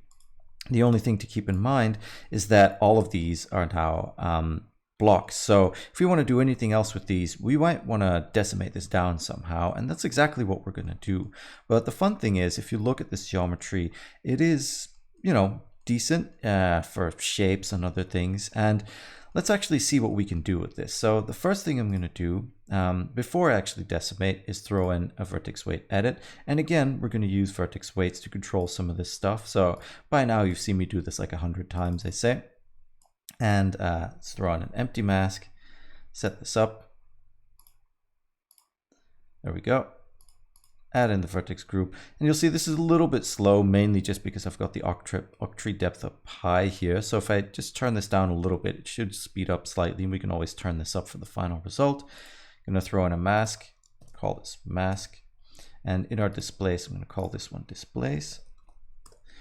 If you layer a lot of this stuff, it's definitely good to give these names so you can easily switch between all of them. There we go. So let's go to the mask. And this has already created distorted noise for me with cell noises because it's grabbing our displace texture and copying over the last settings, which is fine, but I want to make this a little bit smaller. And again, what I'm going to do is the same as in the previous video. I'm going to create a mask. I'm just going to take away part of this geometry. Now, again, I might want to mess with the contrast and leave a little bit more in. And this is starting to look interesting, but what I really want to do is I want to create all these cool little lines. So for the next step, let's throw on a wireframe modifier, and I'm going to save this first because this is where it might get a little bit, a little bit slow, a little bit crashy. So grid, there we go, and let's call this to-weight-result. There we go.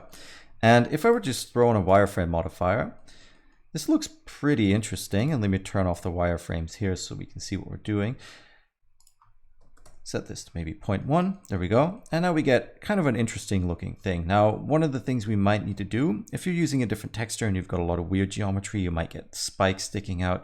So turning off even thickness will fix that. So that's generally one of the first things I would do when using the wireframe modifier, and turning on boundary as well. So that means all of the open edges get sort of geometry here as well, which is good to know, and it's always nice to be able to use that. Now, one of the things I might want to do is I'm going to turn this off again just for a second, and we can see actually when I turn this back on, we can see it has all these individual polygons, but I don't want these. I just want the edges of all of these shapes, and because these are flat polygons which have been subdivided by the remesh modifier, if we, and let me turn on wireframe first so we can again see the final result. If we add in a decimate modifier here, move it up, and rather than collapsing this down, so if I set this to 0.5, you'll see it'll generate some geometry. And again, we could turn on the wireframe modifier here and have a cool looking result. And it's all up to you. There's no right or wrong in this. It's all about experimentation. But I don't actually want to use this decimate. I want to use the planar decimate. And the reason for that being, if I turn this on, by default, the angle limit is 5 degrees, but we're all working with like 90-degree angles here. But it takes away all these inner structures, which is really cool because now we're just left with the outside. And now we get a grid that looks even more interesting. Now, again, what I might do is just bring the thickness down And because, once more, this is all procedural, if we bring up the octree depth, the entire thing will be recalculated. And we get this really nice looking grid, which is very intricate. And again, we set this up in a few minutes. We didn't really have to do a lot of work for it. And it's just so much fun working with this kind of stuff, because to get a completely different look, once again, we can just go back into the Vertex Weight edit, go to our mask, and if we set this up differently, we'll still get a grid because of the way we've remeshed this. Don't forget, remesh every single time is remeshing them in blocks. But depending on how we set up our mask, we take away different parts of the mesh. So let's see, this one has a lot of white still in it, so it's going to keep a lot of the geometry. Let's actually grab this cell noise again. And let's just change the size so we're taking out bigger chunks, for example. There you can see, if I turn off the wireframe here, again, this is a really intricate, cool looking thing that we can shade or put in the background somewhere or use as a main asset.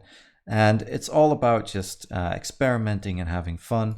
And let's once more push this a little bit further. So the next thing I want to do is I'm going to copy this vertex group once again, bring it down. I'm going to put this right before the wireframe. And this is similar to what we did with the solidify, where I'm going to create a new group.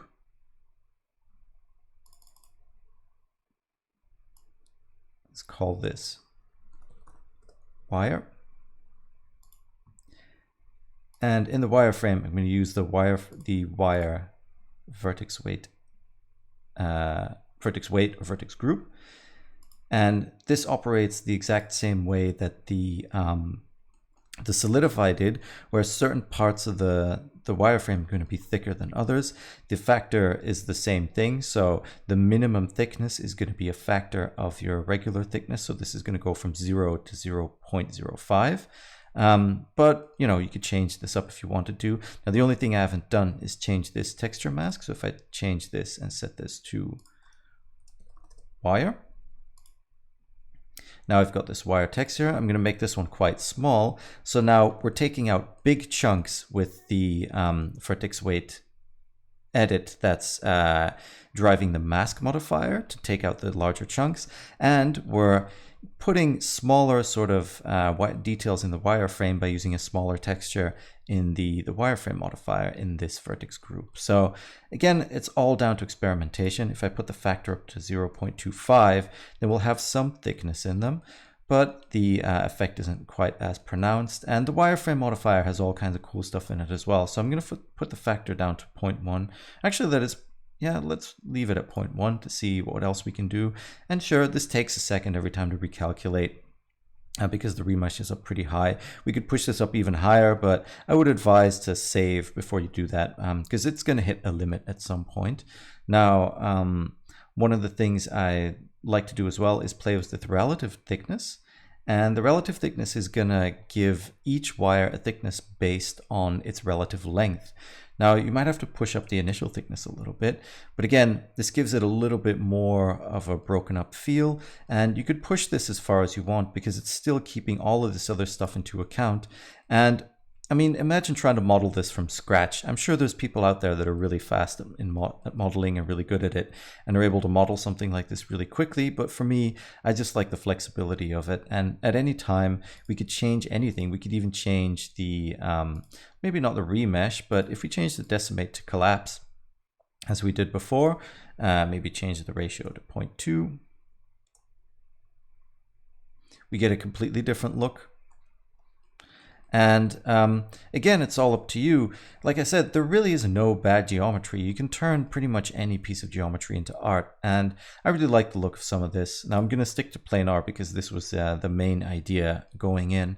And once we get into shading and lighting, you'll see with just a very, very simple 1 to 2 light setup and some shaders on this, you can create some really compelling images. So hopefully this is a good sort of overview of what you can do with vertex weights and modifiers. And I've got one to two more examples, I think, after this. But really, all I'm trying to say with this is let your creativity go. Don't worry about geometry being good or bad or whatever. Remesh it, try it. Again, when we did this initial displacement, we sort of started thinking in volume rather than in a mesh. So if I turn all of this stuff off real quick. And again, I could do this in here as well by doing it quickly. We could even think about other stuff. We could add another displace onto this. And you can see the mesh gets really crazy now, but that's okay. Because once again, we could remesh this. Let's turn this on step by step, and we could get an even more crazy looking thing. So if I just bring down the octree depth so it's a little bit faster, we can have this displace, for example, only pushing the x-axis. And if we really push this out, now we get, as you see, it remeshes every time, and we get a different sort of shape or a different combo or a different look every time. And sure, this is a really messed up mesh and really messed up geometry, but do we care? Not really. I mean, as long as the end result looks cool, it doesn't really matter how you got there. And the way we're getting there is just by experimenting. Now I'm going to throw away the second displace, but it was just to illustrate the power of this workflow once more. There we go. So even just by bringing the octree depth up or down, you can get completely different looks. And maybe if I turn on the remesh, you'll actually see it happen. So you can see the detail gets added in. And as a final test, if it crashes, but that's okay. Let's turn it up to 8. And we'll have to wait for a little while now because it has to think. There we go, it worked out. So now you even get these really, really fine detail. As you zoom in, the detail is almost infinite. And if you want to speed this up, you could always make a copy of this mesh, convert it to a mesh, or collapse or apply rather all these modifiers except for the wireframe, for example, so you still have control over the wireframe, and then leave this mesh in here, turn off all the original modifiers, and still have a copy of it. So I'm going to turn this back down to 7. So whenever you open this file, it doesn't take too long to open. All right, there we go. I hope you enjoyed this one. Like I said, I personally really love this stuff. It's so much fun to play with, and I hope you're having a good time as well, experimenting with this and kind of looking into some of these weird but useful techniques. So in the last 2 examples, we mainly talked about sort of like technical looking stuff. So let's see if we can make something look a little bit more organic this time around. And for this part, let's use Suzanne. Poor Suzanne, she's going to get dragged into this, but that's okay.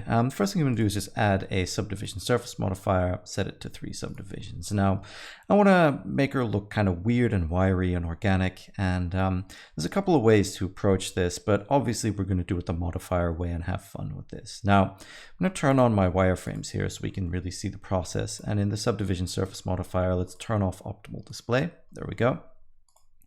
And let's throw on the good old decimate modifier. Again, I'm going to use this planar decimate. Before we move on, I just want to talk a little bit about the three different modes. So the first one is just going to decimate down and try and keep the outer shape as much as possible. The second one is kind of cool, and I haven't talked about this. Every odd iteration, you'll actually get crossed polygons, so they'll turn like 45 degrees, which is really cool because if you want a sort of pattern this way, and just to show you, we could even increase the viewport subdivisions to kind of keep this here. This isn't really what we want to do, but it's a nice little extra trick that I just want to show you. I use this a lot to change the direction of the polygons if I need it. Now I'm going to set this back down to 3 and close this up again. But yeah, basically this is just going to try and unsubdivide your mesh, and you can see after a while things get a little funky, but nevertheless it's a tool to create shapes as well. So let's set this back down to 0. But once more we're going to use the planar decimation, and for now I'm going to leave this set to 5 degrees, and we can play with that a little bit later if we want to. So with that done, now we've got sort of an interesting looking mesh, and the modelers among you might already be getting a little bit disgusted by this type of geometry, but that's okay. We're really here just to have fun. Now, one of the things I do like about this planar decimate is not only that it gives us really interesting geometry, but when we start adding things on top, we start getting even more interesting results. So if I add in a smooth modifier, and let's say I just smooth this out a couple of times, maybe 10 iterations, you'll see now we almost get these organic looking lines. And depending on if we set all boundaries or not, we can even play with that a little bit more. But I like it without it. And sure, there's some geometry here overlapping and doing weird stuff because we're smoothing, but but that's okay. It's not the end of the world. We can still enjoy ourselves and not have to worry about it too much. Now, if we add a wireframe onto this, and this is what I was talking about in one of the previous videos, you'll get these spikes, but turning off the wireframe here, all you need to do is just turn off even thickness and then it'll fix that. But again, you can see this is almost like sort of a plant-like or organic structure, and the more we smooth this out, if we really overdo it, the more organic it starts looking. Now, this is kind of cool, but I want to add on to this a little bit. So what I'm going to do at this point is actually make a copy of her. I'm going to call this one wire rather, or maybe even mesh.wire, so we know it's a mesh. And we'll call this one mesh.cells. And in giving it away in the name, what I want to do is actually fill up these cells in between. And the cool thing is we can start from pretty much the same setup. And rather than using a wireframe modifier here, I'm just going to throw that out.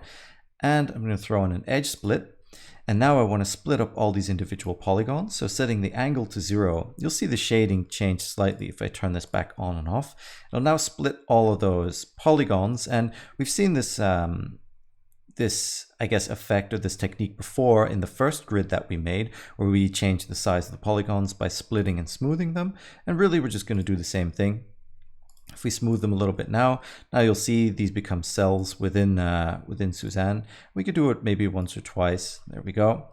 And to have even more fun with it, all we're going to do is add in a solidify. Again, I'm going to set this to 0 so it pushes inward and outward. And now there we go. We've got a Suzanne that looks like she's made out of some kind of tissue or muscle fiber or something like that. And depending on how much we smooth this initial set of cells, you can either have them fit perfectly or have a little bit of space in between them to make it look even creepier. Maybe put a light in there and have it shine through. And because this is all, once again, based on modifiers, we can always go back into the decimate modifier on both of these. You'll have to change both of them to have it match up, but let's say I want to do 10 degrees for this one and 10 degrees for this one as well. And now we get slightly larger looking cells, and it's starting to look a little weird, but that's okay. Again, we can turn off all boundaries. If we want a little bit more organic and broken up, again, turn the angle limit down for smaller cells and more of them. There we go. And as long as you keep those parameters the same, basically the mesh is going to keep looking the same. Now you might get a few shading artifacts here and there, and there's a few things you can do to help it. But in general, once you start throwing shaders on here, you can actually hide quite a bit of this. So I don't worry about it too much. What I might do in some cases, for example, is throw on a bevel modifier. So let's see, there we go, on the cells themselves. And you can see this already fixes a lot of the shading, but there's not really much of a bevel going on any of these. There's two edges there, but you can't really see them. Now, the reason for this is that the bevel modifier, unfortunately, it bevels only as small as the shortest edge. And as you can see, even down here, there's really, really tiny polygons in here due to the way that we've worked. So we're kind of going to have to override that. And maybe we'll get some problems in the really tiny polygons, but we won't see them anyway. Let me bring up the smooth, just bring it down a little bit. So if we turn off clamp overlap, it's actually going to ignore that, and it's going to start beveling everything to this value. Now this is going to over bevel stuff, and you can see this goes completely crazy. Again, this could be a look if you wanted it to be. In our case, that's not what we want. We just want a very tiny bevel on our edges. So if we bring this down a little bit, you'll see there is a bit of a bevel on here, but it's still quite large. So again, it's just a case of bringing it down depending on the size of your mesh. And now if you look at them, all of these actually have a nice little bevel going. And yeah, sure, some of these smaller ones, they might freak out a little bit. So there's some trash in here, I guess you could call it, in those polygons. But if you render this and you render it this big and you're rendering it full HD or maybe even 4K, you probably won't even see some of these artifacts to begin with. So you can get away with a lot here. Now this one's a little weird, but again, it's just a case of tweaking things. So if we bring this down a little bit, we still get our beveled edges and we still see some of those ones disappear. Now, what you could even do if you really wanted to make sure this stays fixed is go into the cells mesh, and we'd have to actually collapse it down. So sometimes in some cases, and you'll notice this as you start using these techniques, you actually have to make a copy of the mesh to fix some of this stuff. And we'll see if we can fix the bevel somehow, but obviously it's down to you if you want to do this or not. So I'm just going to duplicate this, turn off the original one, and I'm going to, let's see, go down. Actually, I'm going to apply modifiers all the way down to the edge split. So apply the subsurf, apply the decimate, apply the smooth, and apply the edge split. And now when we go into edit mode, we actually have, and let me turn off these modifiers here and just solo this. We actually have all these individual ones. And let's say we want to bevel some of these larger polygons, but we don't want to bevel the smaller ones. What we can do is select sort of the smallest one you'd want to bevel. So maybe like this one, or maybe even this one that's slightly larger. And now you can select them all by, select them all similar by area. And if we grab this, now what it's going to do is going to grab all of them that are equal or greater than. So if we bring down the threshold, now you can see it's only selected our really large polygons. And because these have all been edge split, what we can do is add in a vertex group, call this bevel, assign this, or even if we wanted to, another way of doing this would be going into the edge menu and setting the edge bevel weight to 1. So that's 2 ways. And now when we look at our bevel, what we can do is we can actually tell it, okay, I only want you to use the bevel weights that I've set up. And now you'll see these really tiny polygons that we didn't have selected aren't actually going to get a bevel, which is great because now we can push this up a little bit further and we won't have as many artifacts. Well, we'll still have some here because the bevel is still quite big. But again, it's down to you to control which ones you want to bevel and which ones you don't want to bevel. So if we go down to 0.1, no.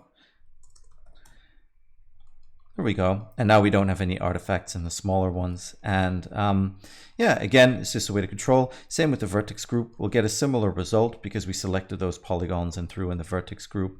But for me, generally, I'll try to use the bevel weight because it's just a little bit more consistent and it tends to work out pretty well. We still get some weirdness here. Let's see if that's actually the bevel. Nope, that's just an issue with our original mesh. So once you've actually made this mesh, you could always go in and fix some of this stuff. So you can see there's some weirdness going on here, which you could potentially fix just using regular mesh tools if you really wanted to. But that's getting into modeling, and I kind of want to avoid that. But it's just one of the ways you can go in and fix stuff. Now, if you were to change the decimate or the texture on here, then you'd have to go into this one and repeat that whole process. So I generally try to avoid it if I can, but it just goes to show you what you can do to fix some of this stuff if you really, really need to. So I'm going to call this one collapse and talk about one tiny little thing before we move on. And I'll show you this in the wireframe. Let's see, that's the wire. There we go. And there's another way to control this pattern. And really what I'm going to do is just turn these off and set the wireframe here. And before you actually do this decimate, what you could do is add in a displace. There we go. I'm going to set the mid-level to 0 so it's only pushing out, and set the strength to something really, really small, like 0.0025 in this case is going to almost not displace it. You can see only just a tiny bit. But because we're using this decimate modifier and it's dependent on the angles of the mesh, what we could do is even throw in a texture here. So a displace texture. Let's throw in, let's use something else for once. Maybe the, let's use the wood texture so you can kind of see the effect of it. And if I push this out, you'll actually see now, because we're using this diagonal wood texture, the decimate itself will react to that. Now, the reason for using a really tiny one is so that your mesh itself doesn't deform too much, but you still sort of get those strokes in there a tiny little bit. And again, this is up to you. If you want to get super pedantic about it, you could create another Suzanne. And I don't know how well this will work, but what you could do is this final Suzanne, you could push this texture up here so you get these sort of wavy textures in here. And let's change the angle limit to maybe 10. So now you keep these weird edges. And then you could even shrink wrap this back to your original shape if you wanted to. So if we shrink wrap this back to Suzanne, there we go. And we're going to hide her for a second. You still get those same textures. And I think if we do this with either tangent normal project or project, that's probably tangent normal project. It's not perfect. You'll see there's still quite a bit of artifacts. And that has to do with the fact that we have meshes running through each other. But again, this could be another way to control the pattern a little bit. Now, generally, I'll try to avoid the shrink wrap because you see it does add in quite a bit of artifacts depending on what you're doing. But the idea was just to show you that even just the tiniest amount of displace can affect your texture somewhat if I turn this on and off. If you just need a different pattern and you don't need anything specific, let's call this displace, then generally what I'll do is, again, throw in a distorted noise, but it's all up to you. And maybe not a cell noise, but something else. Let's see, a Voronoi and an original Perlin or something like that.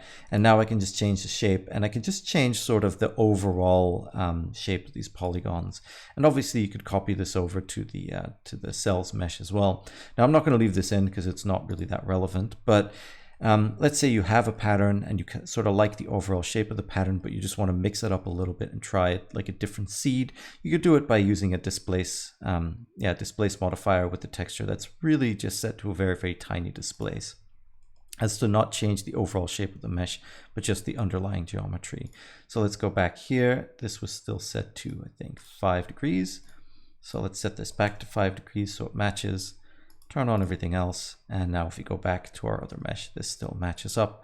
So I hope this this part sort of gave you an idea in how you can create more organic looking things. And again, it's all down to how many times you smooth. So we could even smooth this like 100 times if we want to. Same with this one. Actually, it's the first smooth over here. This is a little bit slow because of the bevel, but again, we didn't really have to do much. And obviously this is smoothing down the shape quite a bit, and it's going to change the overall volume of the shape.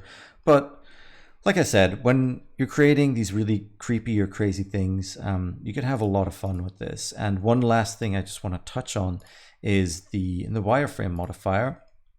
You can see how for the smaller cells, the wireframe sort of overlaps, and for the larger cells, the wireframe actually doesn't reach the edges. What you could do is use relative thickness, and basically what's going to happen then is the same that we did in the previous video, is the thickness is going to be based on the edge length. So if we set this to something like 0.5, now you'll see it matches up a little bit more with the thickness of the smaller polygons, and it does reach up until the polygons in between and the cells themselves. So again, you could play with this, play with the overall thickness and make it look kind of interesting. So let's set this repeat back to something a little bit more normal, or the smooth rather. There we go. And as long as these base parameters stay the same, everything will match up. So yeah, that's that. I hope you enjoyed this chapter. As you can see, there's some weird geometry here that you might want to fix. But again, it's all about the idea of experimentation rather than the final result in this case. I might go in and tweak some of these parameters to make sure I get most of the mistakes out. Or, you know, if it's in a part of the mesh, let's say you've got some mistakes in the back here, but you're rendering this part of the mesh, you don't really have to worry about it because you can't see it to begin with. In our case, it's in the eyes, which is a shame. So, for example, I might just go in and change the angle limit a little bit to see if that fixes it, and it seems to. So if we change the angle limit to 4 degrees here as well, there we go. We've got a little bit more cells, a little bit more of the original geometry, but that's okay. It still looks pretty interesting and pretty crazy. So once you start shading this, you get all these cool highlights bumping off all these little parts, and you can have so much fun just experimenting and getting, you know, doing a deep dive into all these patterns and really enjoying them. And yeah, like I said, just going crazy and having fun. So I hope you enjoyed this chapter, and let's move on to the next one. So in this part, we're going to do something very simple, but talk a little bit about how you can use a procedural workflow to create very quick variations. So let's start by creating a cube. And again, we're going to do this a long way around just to show you the overall workflow. What I'm going to do is I'm going to subdivide this cube. I'm I'm going to turn on my wireframe so we can see what we're doing at all times. And in the subdivision surface modifier, I'm going to turn off optimal display. This will show us all of our wires. And let's add in one more just to get it a little bit better. Now, I've turned this cube into a sphere, but it's not a perfect sphere yet. So let's throw on a cast modifier here and set the factor to 1. And really all this is going to do is just spherify this and make it a perfect sphere. Again, why would you do this? Well, the nice thing is now we've got a perfect sphere with a fairly good distribution of polygons, a fairly even distribution of polygons. We could always add in more detail if we wanted to by upping the amount of subdivisions. Or we could have the render subdivisions up pretty high and the viewport subdivisions up fairly low, just to keep it fast in the viewport and have all the detail pop up in the render. So let's keep this at 4 and we'll go from there. Let's add in a displace modifier. I'm going to throw in a texture. Let's just throw in a distorted noise. Set it up to be fairly large. And I'm going to mess with the contrast a little bit here. There we go. And really, like I said, I want to do a low poly rock. So let's grab a decimate modifier over here and set this to planar and set it to all boundaries. And now when we bring down or bring up rather the angle limit, we'll get sort of a low poly looking rock. Now this works. And again, it's not anything amazing. Depending on what you're doing, this might or might not be useful. But let's call this mesh.rock.000. And let's say I want 10 different variations of this rock. Well, the first thing you might think of doing is just duplicating it and then grabbing a new texture or manipulating it, or maybe changing the size a little bit so you get a different version, or maybe changing sort of the texture in here. But really, we don't need to do that. We can do this in a very quick way because let's say I just want to use this on a particle system, and I'll set that up first, and I'll show you then how we can generate some really, really quick variations. So let's set up our particle system over here. Just move it up and grab these particles, set them to hair. And let's say I'm just going to throw in 100 rocks, and I'm going to render them as a collection. Now, what I need to do first is obviously put this in a collection. So I'm going to call this rocks. Throw the mesh.rock in there. And now what we can do, if we go back into the particles on the plane, so mesh.round, set this to collection and then instance the rocks collection.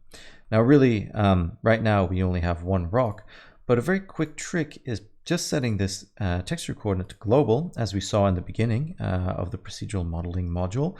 And now if we move this over and just duplicate it, we can hit Shift R to do it multiple times. And because we're using global coordinates, now we get a whole bunch of rock variations and we don't really have to do anything for it.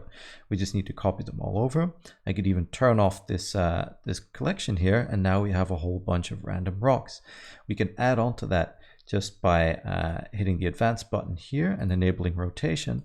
Now if we enable randomized rotation, let's set this to normal and randomize the scale a little bit as well. Now it looks like we have all these random rocks, and really we only set this up in a few minutes and we didn't really have to do anything for it. And that's the power of this stuff once again, and I'm sure I'm repeating myself at this point by saying this, but I do this for all kinds of things. I mean, you can create really elaborate setups with like plants or other things and really have them affected just by global coordinates. And we've seen vertex weight edits and things like that being affected the same way. And you could do the same thing with vertex weights, with displace modifiers, with really any modifier that accepts global coordinates. So this was just to kind of top it off here and just to show you how quickly you can generate variations for something like a particle system. All right, I hope you enjoyed this one. Let's move on to the next section.